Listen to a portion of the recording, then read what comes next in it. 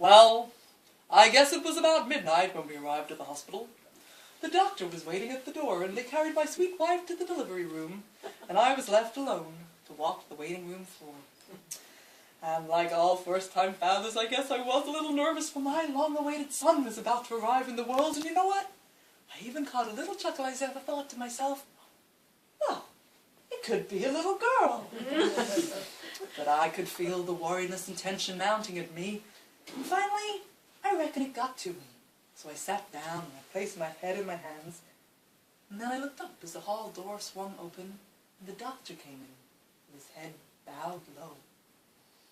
And then he told me about the complications, and the decisions that only I could make, and urged me not to be too slow.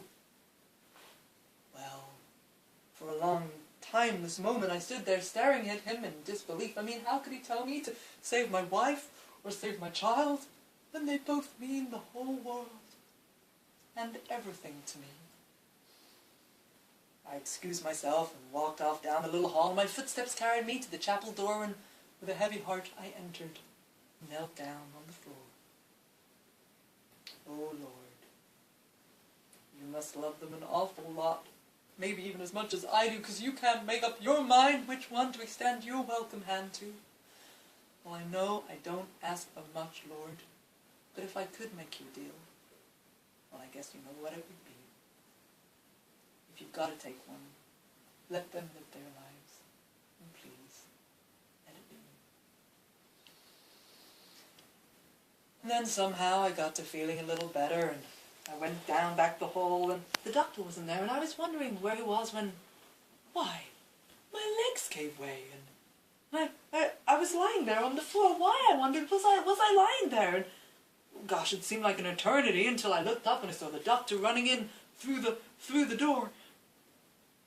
Well, he's bending over me now, and his eyes tell me that soon my life will be gone, and all I can think is, now he's going to have make that decision on his own. Then he turns to his nurse and he says, it's too bad that he'll never know about the miracle that happened, and that somehow they're both going to be all right. And I try to force a last little smile as I think, it's too bad, but he'll never know about the deal that I made with my God.